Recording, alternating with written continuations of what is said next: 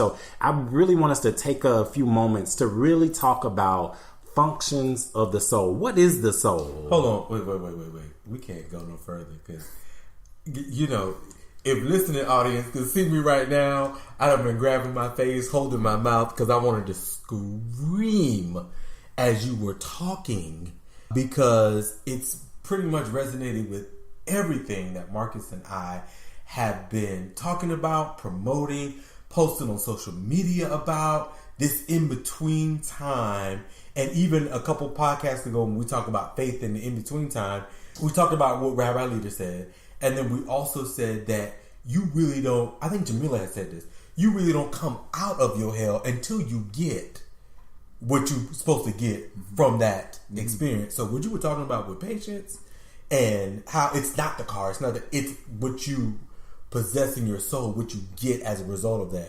That's the purpose of you even going through that situation. Baby, I'm about to scream. Yeah, I think about, of course, and I think paths are very important. I think how we were brought here is very important. That's why this may be shocking. This is probably the first time I've admitted this, but I have a very different viewpoint on religion and faith now. And I don't judge anybody on what path they were delivered into or what path they choose along the way. Because what I'm realizing is that Jesus, Buddha, all of these people, Marcus, Jamel, Delvin, all of these people are the same. Frail people with extraordinary power living on the inside that cannot be taken away. A treasure. And what I realize is that at the end of the day, we are all walking. And I was delivered into the path of Jesus Christ by way of my parents. Whereas somebody else was delivered into Buddhism. Now, as I grew, when I came into this world, one of the things I realized, I'm going somewhere with this, I realized that, okay, this thing is bigger, and that's what we should come to. That this is bigger than Buddha. This is bigger than Jesus Christ. This is a, God is too big to be drawn down to just Marcus and to just my thought and just your life. So I like to say, through the path of Jesus, I came across, and all of us have heard this, I wish above all things that you would prosper and be in health. Here's a trick. Come on. Even as your soul prospers. So now, many of us, we are focusing on the prosper and be in health. And let me show that off. But your soul don't have no treasure. And that's what has taken root in me, that now, through persecution, through dislike, through people walking away, through people turning away, through trial, through pain, what is this journey about? Good God Almighty. What is this journey about? This journey is not about you defending your name. This journey is not about you acquiring cars. This journey is not about what you got and you trying to prove a point. The journey about it's about this inward treasure and accumulating this treasure. And not only accumulating, but then when you are given the opportunity along the path to meet a Marcus who now needs a piece that I acquired 2 years ago, I'm not selfish. I give it to him, knowing that as I continue to walk, I'm going to get it back. Right.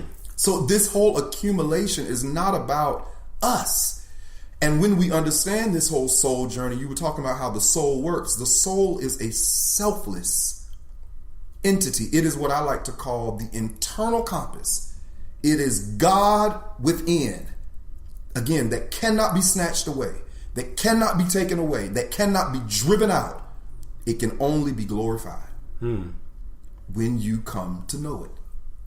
But many of us, we would spend more time trying to come to know life and come to know who we are around and trying to manage the people around us instead of learning that I need to manage the soul of mine. I need to become acquainted with it, and it will direct me in the path of righteousness. I really want to spend time talking about the soul because you mentioned something about like spending time with it, getting to know it, being able to listen to it and feel it. Marion, your experience with the soul. Absolutely. One of the things that I constantly think and ponder about when I think about soul care, when people ask me about it, just like Delvin said, we all have a path. I was, of course, myself delivered in the path of, Jesus Christ. And of course, naturally, I studied the Bible, and I probably studied it enough to actually bring me to this place now where I'm not so religious, but I am more spiritual. But one thing that sticks out with me is it says we all got to work out our own soul salvation. So even, thousands of years ago, when that one verse was penned, there was a realization that this is the part of our humanity that is most neglected. Okay, so what you believe in a Jesus Christ, in a Buddha, in a Hare Krishna, in Muhammad coming, they've done what they were supposed to do according to those traditions, but you still have a responsibility. And that is, you got to work on your soul. You have to work on the part of you that is responsible for you. You have that, and it doesn't happen just a one-time thing. Every man must work out his own soul salvation. And if we really want to break that down, this is just, Marion, Jamel, whatever you want to call me, talking salvation. If we really talk about, we ain't talking about like Jesus Christ hung on the cross, he wept, went to heaven, you came from heaven to earth. We're not talking about that. We're talking about the definition of salvation, which means wholeness and completion. So if we want to bring it into New Age terminology, living a holistic life.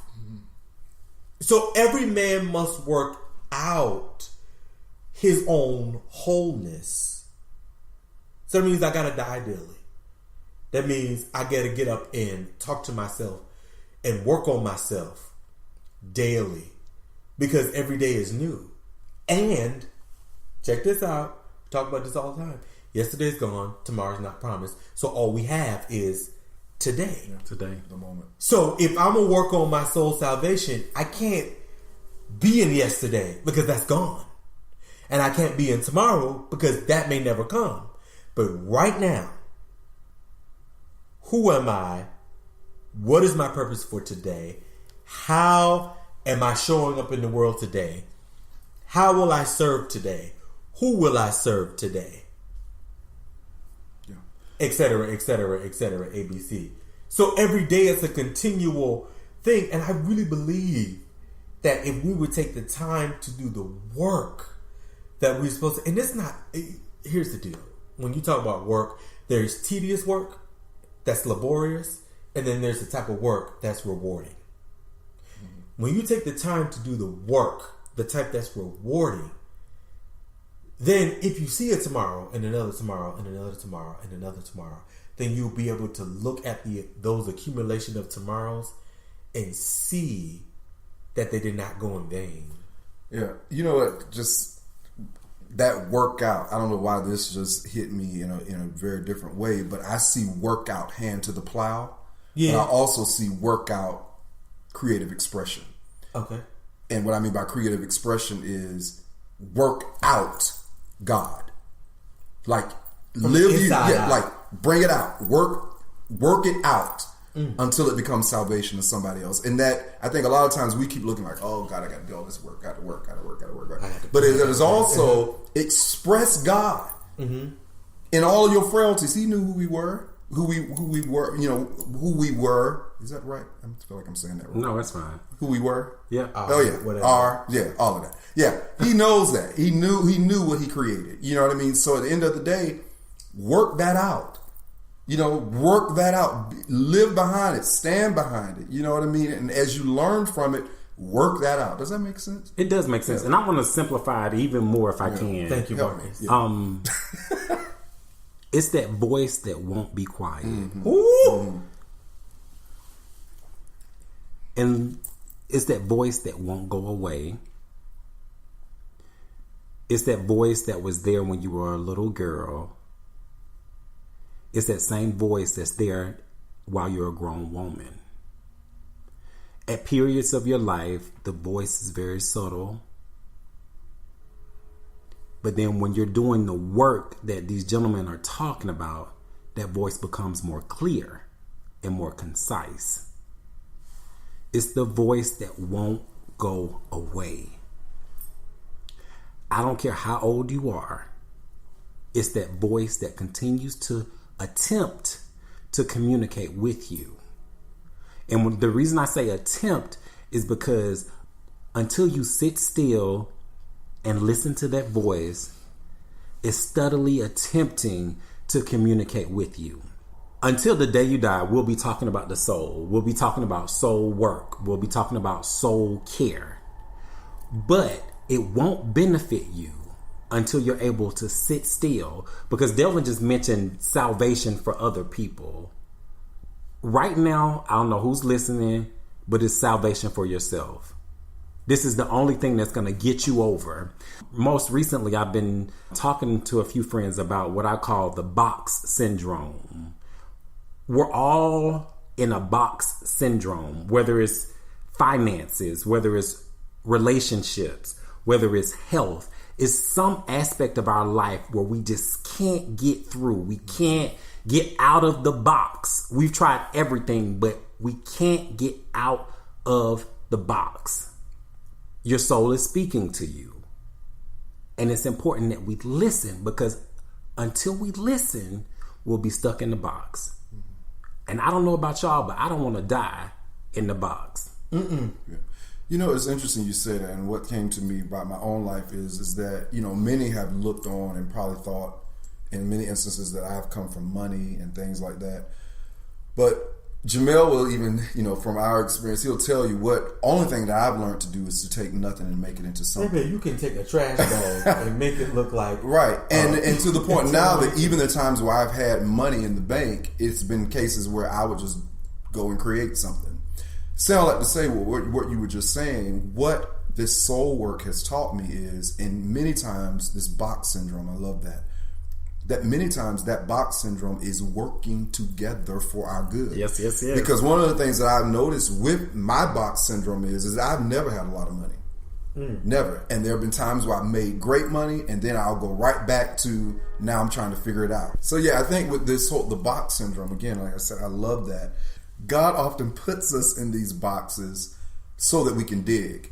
And for me, I would have never known the creativity that lived on the inside if I was not in what the world called a box of lack. And I think so many times we're trying to figure out, how do I get out? How do I get out? How do I get out? How do I get out? Instead of becoming quiet, settling, and walking into creative expression.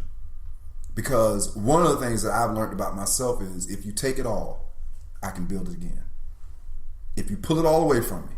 And that's the treasure. That's the track record I want with God. That God, you can come and blow on it all. And I will rebuild it again by the power that you put on the inside of me. Because now I understand that the strategy is growth. The strategy is accumulation. God does not care that we don't have what we think we should have. He wants to know, are you going to dig for what this situation really was delivered to you for?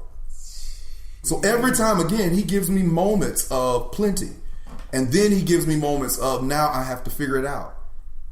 He's giving me moments of supportive people. Then he's giving me moments of where I can't find nobody to say, hey. And all of that is so that you can dig, so you can realize, so that we can realize, Soul Care community, that it's in you.